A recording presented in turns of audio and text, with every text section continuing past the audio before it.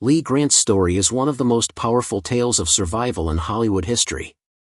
She was only 22 when her life changed forever.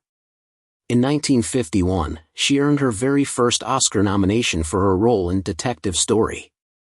It should have been the start of a great career, but just 2 days later, her name appeared in a government report. That one mention destroyed her future. The FBI tapped her phone, followed her around, and watched her every move. She was blacklisted, and for 12 long years, she wasn't allowed to work in film or television. She lost her home, her friends, and even her marriage. The woman who once made $75,000 a year was now earning only $4,000. To buy food, she pawned her jewelry. To survive, she taught acting in secret under fake names. By the time Hollywood finally let her return, her youth was gone, but her spirit wasn't broken. Even now, at 99 years old, she's still directing, still sharp, and still fearless. Lee Grant was born on October 31, 1925, in Manhattan, New York. Her real name was Lyova Haskell Rosenthal. Her parents were Russian Jewish immigrants who had fled terrible violence in Odessa. Her mother, Wisha, escaped with her sister, leaving behind family members who never made it out. Her father, Abraham, worked as a teacher and real estate agent, struggling to keep the family going during the Great Depression. Their small apartment at 148th Street in Riverside was filled with stress, but also with dreams. Even Abraham's strict Polish Orthodox parents didn't approve of his marriage to Wisha, which made things even harder. Lee's exact birth year was always uncertain. Some records said 1925, others 1931, because her family had no official papers. But no matter what year it was, she was talented from the start. At just 4 years old, she performed in the Metropolitan Opera, playing a kidnapped princess in La Gioconda. While other children were still learning to speak clearly, she was acting beside world-famous singers. That early performance earned her a scholarship to the Neighborhood Playhouse, one of the most famous acting schools in New York. But her home life was far from easy. Her mother, who had given up everything to come to America, pushed Lee into endless lessons, ballet, opera, acting, and music. Lee wasn't allowed to just play like other children. Every day was practice, performance, and pressure. Her mother was obsessed with success and demanded perfection. Once, she even forced Lee to perform in blackface at school, desperate for her daughter to stand out. The pressure finally broke her. When Lee was about 10, her mother's mental health collapsed completely. After a frightening suicide attempt, it was young Lee who found her and called for help. That memory haunted her for the rest of her life. At 11, Lee joined the American Ballet Theater, one of the best dance companies in the country. But her body began to change. She grew several inches almost overnight. Suddenly, she was too tall to be partnered with male dancers, and her dream ended.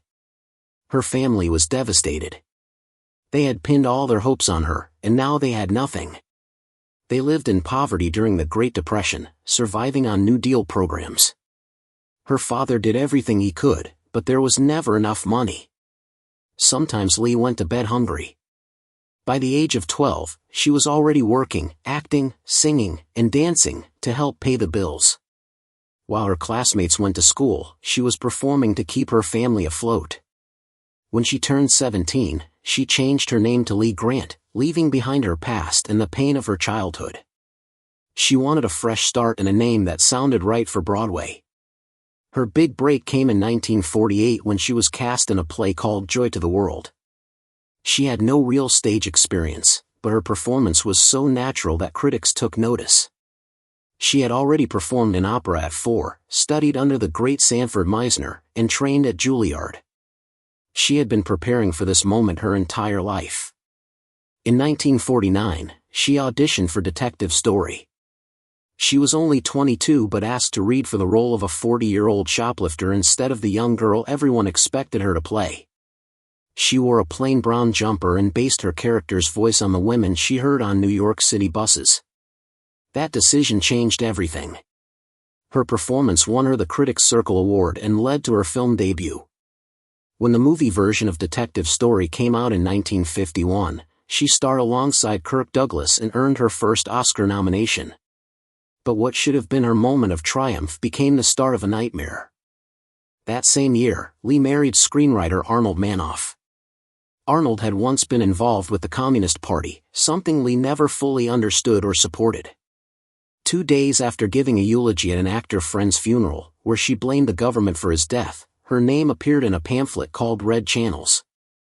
It listed people accused of communist ties. She was labeled a communist sympathizer. Overnight, her career ended.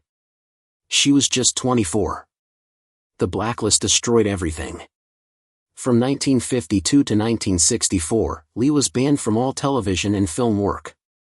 She refused to name names or testify against her husband before the House Un-American Activities Committee, and that decision cost her everything. She lost acting jobs, her reputation, and even her friends. Some people were too afraid to be seen with her. The FBI opened a file on her, tapped her phone, and followed her wherever she went. She said she always felt like someone was listening, even at home with her daughter, Dina. Her marriage started to fall apart under the strain. With no work coming in, she and Arnold lived in near poverty. He wrote television scripts under fake names just to make a little money. Lee sold her jewelry to buy food and taught acting lessons under fake names for cash. Her income dropped from $75,000 to just $4,000.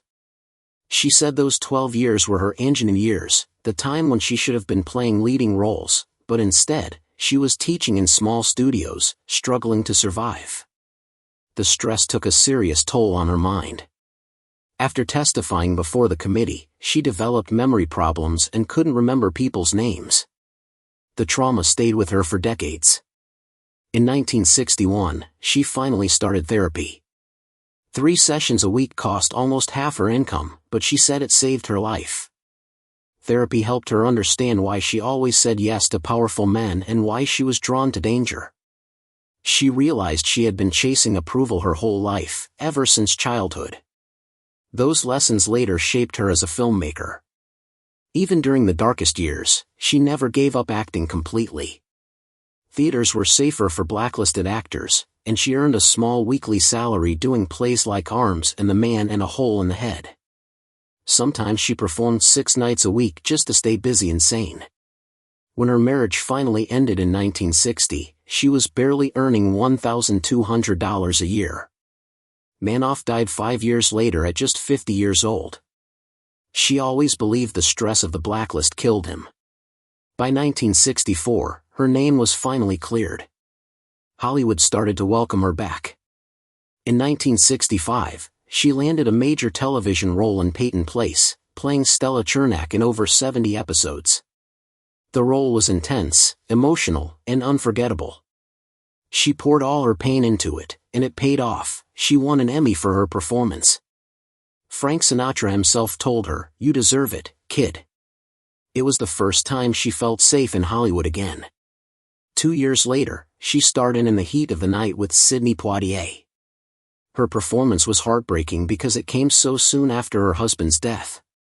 When Poitier told her on screen that her husband was dead, the tears were real.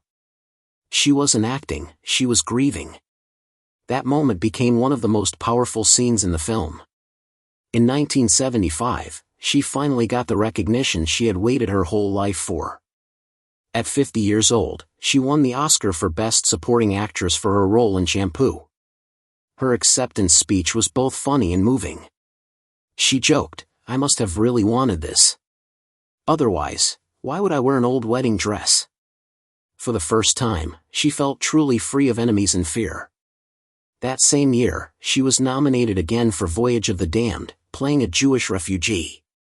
The story touched her deeply because of her own family's history fleeing violence in Europe. By the late 1970s, Lee realized that Hollywood had a cruel habit of pushing older women aside. Once she hit her 50s, the roles stopped coming. So she reinvented herself. In 1980, at the age of 55, she directed her first film, Tell Me a Riddle.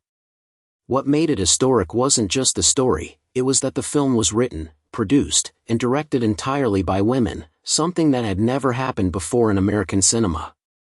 It won major awards at international film festivals and proved that women could lead major projects in Hollywood.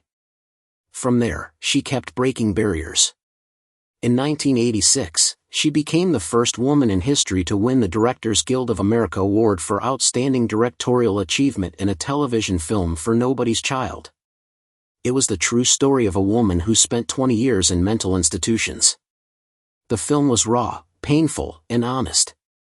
Lee's direction was so powerful that it made history. She was 59 at the time, an age when most women in Hollywood were long forgotten. But she wasn't done.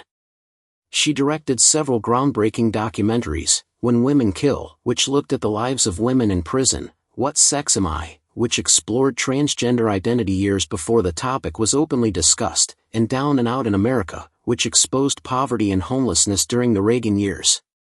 That last documentary won her another Oscar, making her the only person in history to win an Academy Award for both acting and directing a documentary. She was fearless, tackling issues that others avoided: poverty, gender, abuse, and mental illness. Her films weren't just entertainment, they were acts of truth. Through the 1980s and 1990s, she continued to win Emmys and direct films that mattered. She became a role model for women in the industry and an advocate for equality. In 1989, she received the first ever Lifetime Achievement Award from Women in Film. That same year, the city councils of both New York and Los Angeles honored her for her work in social justice in film. In 2023, at 97.5 years old, she shocked everyone when she casually admitted that she had been lying about her age for decades. She said she started shaving years off when she came off the blacklist in the 1960s, because she knew that older women didn't get hired. It wasn't about vanity, it was about survival. Studies later proved her right: women over 50 get almost 80% fewer roles than men their age. She said she even had to train her friends and agents to keep her secret. Her 2014 memoir, I Said Yes to Everything, revealed the full story of her blacklist years and the trauma she carried from them. She wrote about how the fear and shame had rewired her brain, how she had to fight to remember people's names, and how therapy and art slowly helped her heal. She said that living under constant fear was like dancing on the head of a pin. Today, in 2025, Lee Grant is 99 years old. She still lives with grace, humor, and fierce independence. Turner Classic Movies is planning a grand tribute for her 100th birthday this October 31st. She still posts online with her signature red lipstick and silver hair, proud of her age at last. From a little girl performing at the Metropolitan Opera to a blacklisted actress who became one of the most important female directors in Hollywood history, her story is proof that courage can outlast cruelty. She lost everything more than once, but she never stopped creating. Lee Grant didn't just survive Hollywood, she transformed it.